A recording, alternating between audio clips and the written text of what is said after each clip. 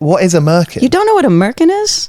It's a pussy wig. Anti-gay conversion camps are coming back, which is horrifying. So kids are sending their kids to these camps? Yeah. Parents are sending their kids? Kids are not sending you. The kids should send their parents to those camps, to the gay conversions, convert you to gay camps. 101.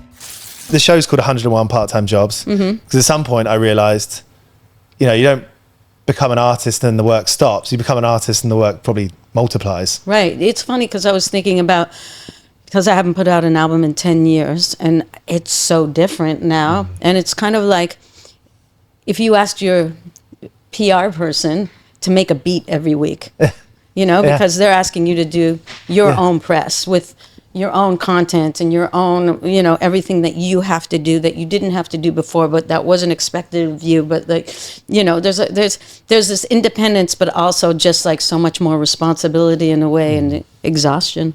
How have you like reconciled that? How have you? Do you feel like you've got to a level now where you're like, this is cool. I'm not like stressing out. I'm not pissed off about that. You're pissed off, aren't you? No, I'm not pissed off. You're allowed to be pissed off here. My partner always says that, oh, you're always so disgruntled when you go into like doing press and stuff. It's like, it's a privilege. It's cool. No, but I actually, so I am learning not to be pissed off, which is why I'm laughing, because I'm like, I am safe. Everything is fine. Why be angry? There's nothing to be angry about, you know. There's a lot to be angry about. No, of course. I mean, about someone asking me questions about it's not really a, you know. For sure. Yeah. Do you feel like your music and your art has had like this message?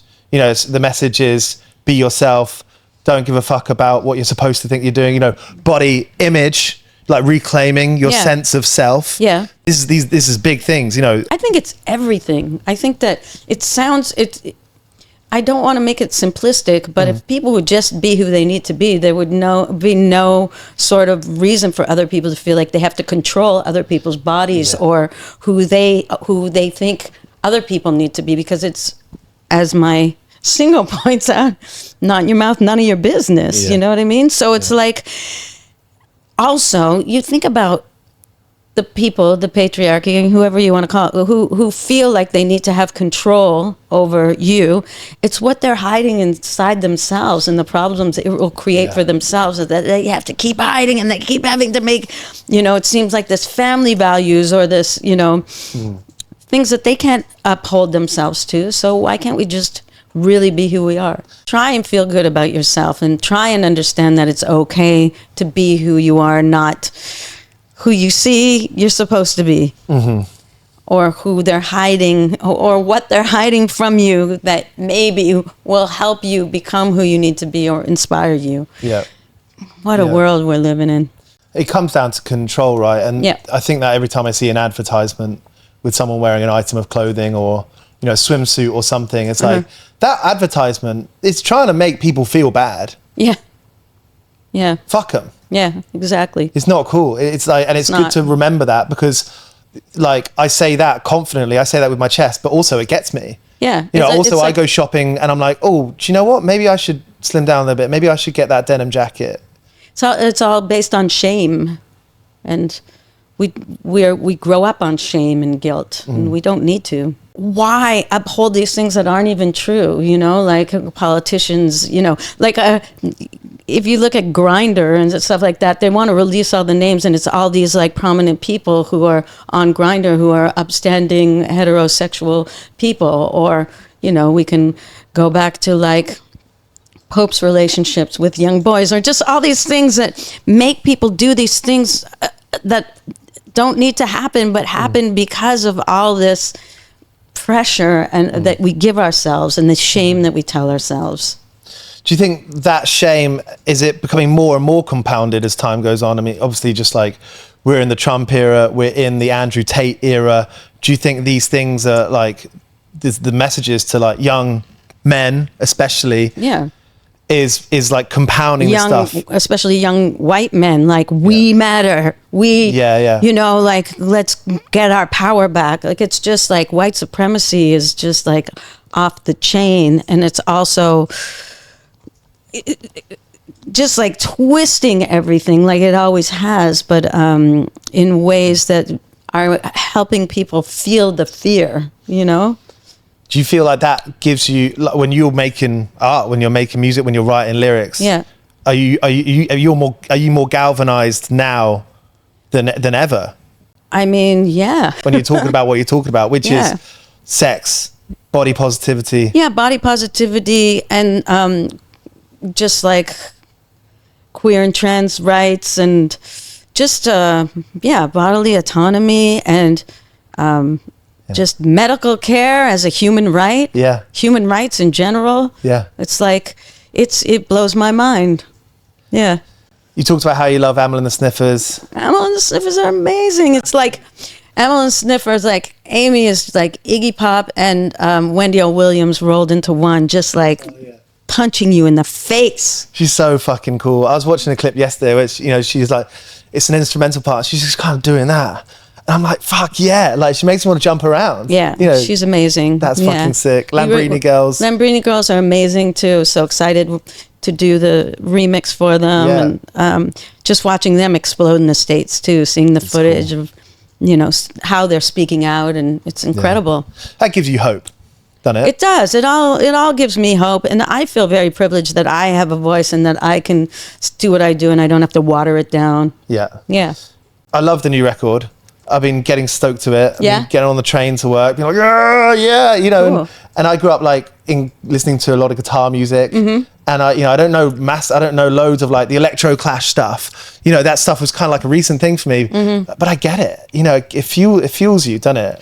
I mean, for me, as I started, I wasn't, like an electro purist at all. I was trying to find a way to use an electronic instrument alone, but that had that rock feel to it, because I wasn't interested in just being like an electronic musician that's, twiddling knobs. I wanted to perform and to connect with people. Do you think there's something in that it was like you were using it as a tool? Yeah. Like Music is a tool for as me. a collaborator. Yeah. The box was a collaborator. My box is a collaborator. Yes, you could say that. Now, I've got a couple of lyrics, a couple of lines Great. from two songs from the new record that that really great. spoke to me. Love that. And I want to ask you about your thoughts on them and where they come from. Let's go. So, on what you're going to do about it, I Am a Pro, Tableau, Bordeaux, Chateau. Chateau. Oh no. Making fun of me. Venmo. No go. Oh, no, exactly. Let's go. Clitcoin. Clitcoin. That's my favorite bit. That's the one. When that comes to, did that come to you all in one? You riffing? I think it might have just kept rewriting itself. But the Clitcoin is obviously the whole Bitcoin, the brothers. Also in another song, maybe you already pointed that out, from Hanging Titties, which is about all you technocrats eat a jock strap. Yeah. So it's just, riffing on all that. Imagine eating a jockstrap. I would like to see all the technocrats eat a jock strap You need to and eat try a lot. and shit it out. This other line, so from You're Right, you'll expect to find me squirting, but I'm there. With faded, you'll expect to find me squirting, but I'm there with faded merkin in What? the dark, hiding, hurting. What is a merkin? You don't know what a merkin is? It's a pussy wig. It was used in I don't know what times, but when you had to shave your pubic hairs, it's an English thing, and the pubic hairs was during the, I don't know, bubonic plague. I'm getting it all wrong, but I don't know when it was. But for disease reasons, you had to shave it, but it was embarrassing, so they made merkins. Wait. Yeah. So they've got a special wig for when you're dealing with venereal disease. Have you been under a rock? Haven't you seen Kim Kardashian's merkins? Okay. Which is like a huge controversy, because here's Kim Kardashian, making merkins, and outcry from people who are like, I'm showing my hairy pussy as it is. What are you commodifying my? And I've made merkins and worn merkins and talked about merkins for a long time. How do they go on? It's like a thong, but it's got hair on it. Got you. Yeah. Venereal disease. I feel like you're doing a lot for. Yeah, I got venereal. Take me away, straight to the clinic, convert you to gay. So that's kind of more the line there. I like that which one. is because like trying to anti-gay conversion camps are coming back, which is horrifying. So kids are sending their kids to these camps. Yeah. Parents are sending their kids. Kids are not sending the kids should send their parents to those camps, to the gay conversions, convert you to gay camps. Have you had people try to control you as an artist? Have you had pushback? Have you had people, in the words of Amy Taylor, you can't be doing that, you should not be doing You that? should not be doing it. No, you know where I get pushback from? TikTok. Is it? Yeah, The because- platform. Yeah. Like they're saying you can't post this. Well, yeah, things like that. Like I had, like 5 years ago, I had a video, a cartoon video for Pussy Mask, which was about a squirting pussy during the pandemic who had to wear a mask, as you do. And the whole video, which was brilliantly made by Leah Shore, was a cartoon image of this pussy, with the mask going around. And TikTok would ban this video cartoon vagina. Yeah.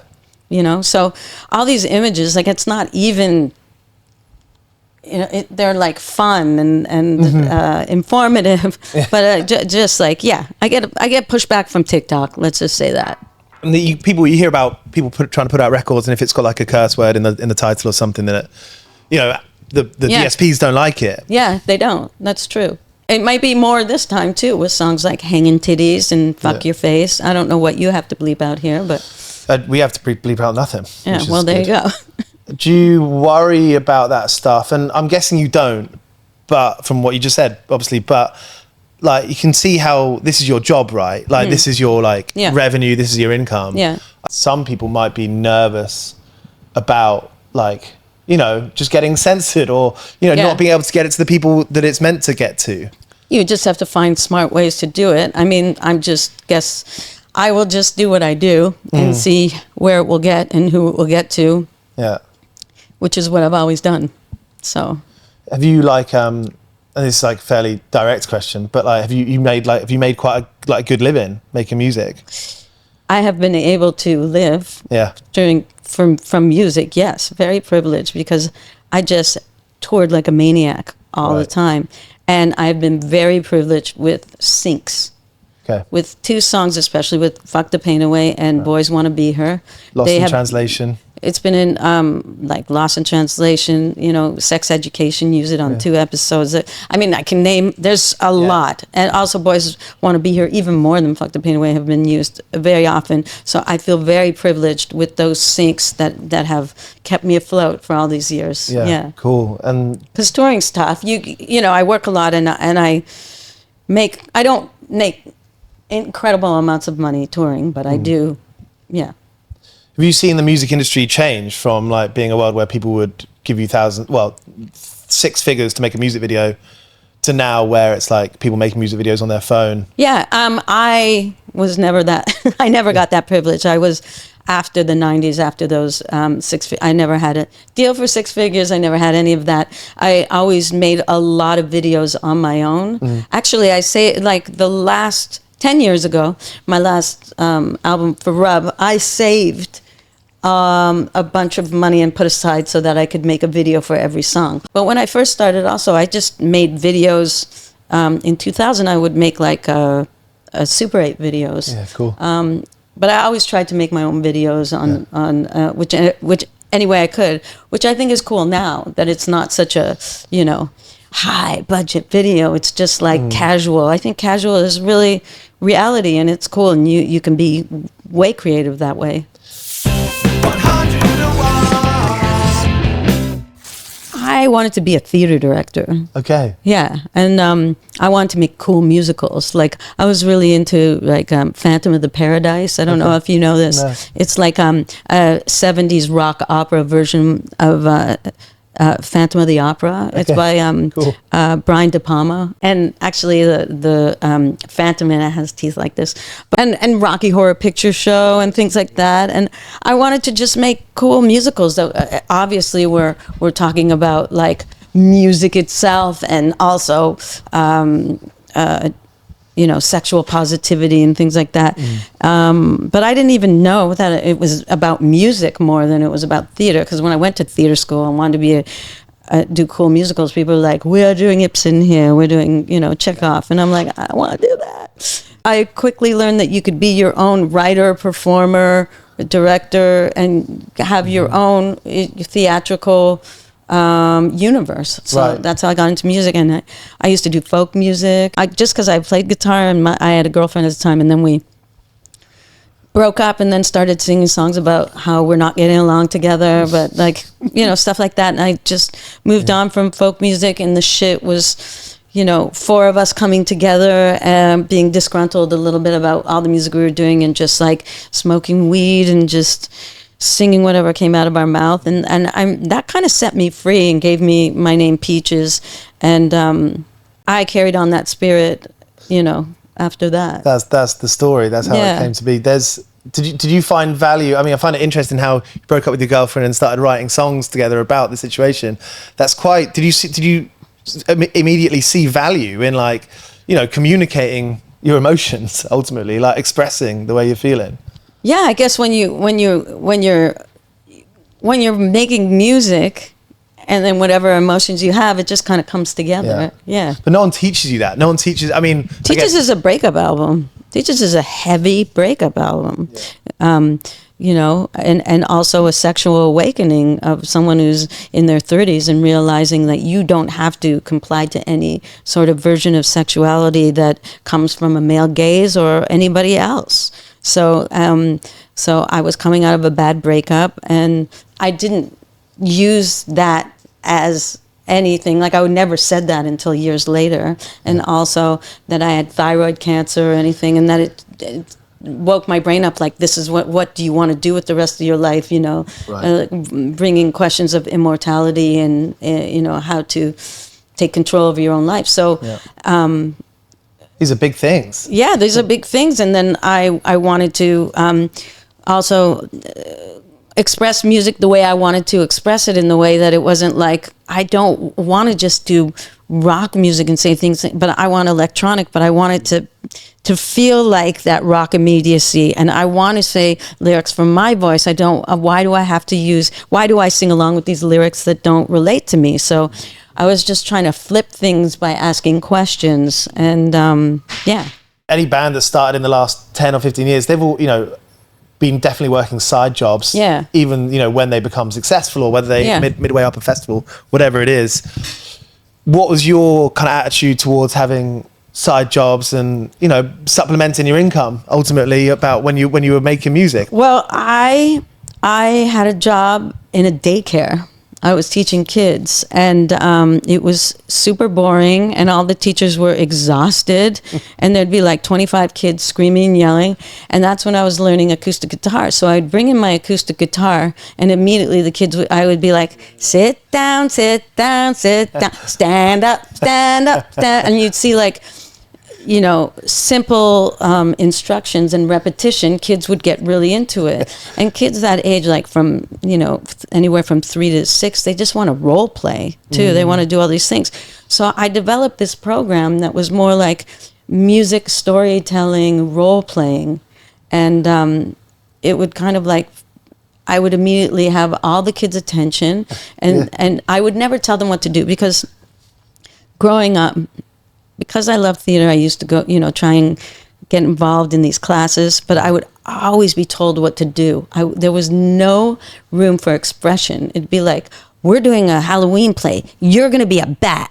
And I'm like, I don't relate to a bat. I don't want to be a bat, but there was no choice. And it's like, okay, your parents are coming, everybody dress up, you sing that line. No, you got the note wrong, I'm giving it to somebody else.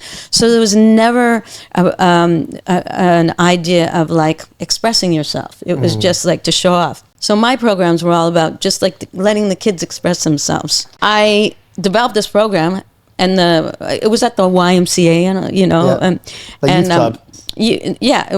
And they would send their kids there to the daycare. And the head of the program was like, why don't you teach like a music drama program, go to all the YMCAs throughout the city. So I started so that was my part-time job, which became my full-time job, where I started to teach kids music and drama like 9 times a day. And then I would do music at night. And my throat was killing me. With the very different types of songs, daytime and nighttime. Yeah, and it was funny because it would start with, I did it for 10 years. And that's how I supplemented my income. Yeah.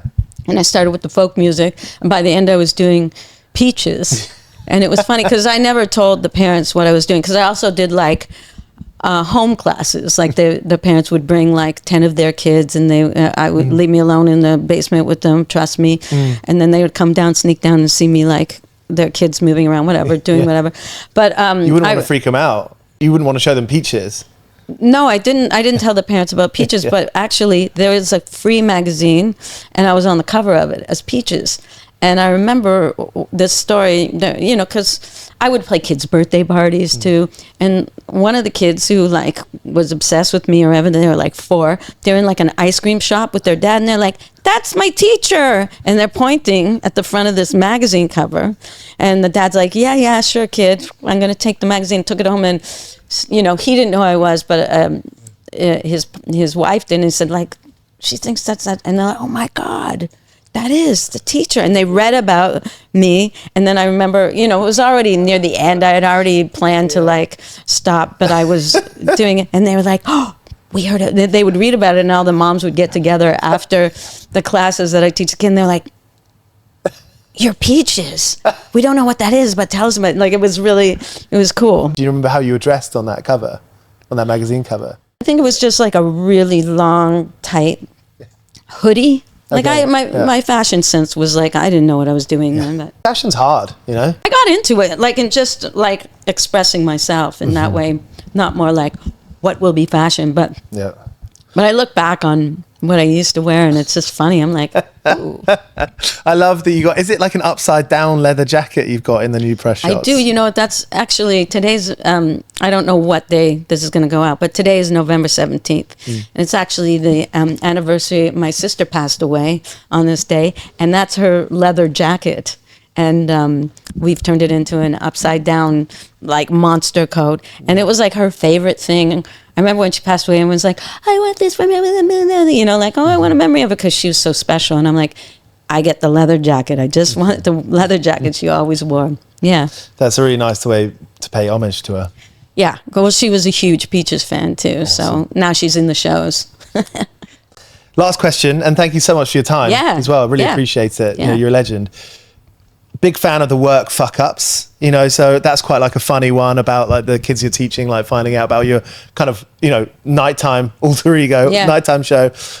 Have you got any memorable like work gaffes, work fuck ups where you just really put your foot in it? I suppose this could be within music and before as well, or aside from music. This is a really embarrassing one that I never told. This probably makes me look really bad. Are you ready? This is the place. So I worked at a radio station, a volunteer, like I wouldn't, but I also had a job on the weekend selling posters. And there was like a poster shop where it's like, every poster is $5 for the posters, right? And I worked for this horrible misogynistic man. But I don't know why I did this. This is really bad. They had movie posters at the radio station, and they were just sitting there. And I'm like, "Can I have these posters?" And then I took them to the $5 poster shop and sold them for $5 a piece. I don't even think I took the profit. I don't know what I was thinking. But someone from the radio station, one of the heads of the station, came in and was like, "What the hell are you doing? You just took these posters and now you're selling them." But I wasn't even trying to make a profit. No. I don't even know what I was doing. You're like a bad entrepreneur. It was you got halfway there. I was a bad entrepreneur with like not even being transparent with everything. I don't know what I was doing. But then the guy who managed the radio station, whatever, was just like, "What are you doing?" Like for competition And prizes. then it was just like so embarrassing. Love it. Thank you so much. Thank you. Appreciate you. Thank you. Appreciate you too. Cheers for watching. This is 101 Part-Time Jobs. You can find us on Apple, Spotify, and all podcast apps. We've done interviews with Aurora, Kneecap, Idols, Lauren Maybury of Churches, and loads more. So tap into 101 Part-Time Jobs on Spotify, Apple, and all podcast apps.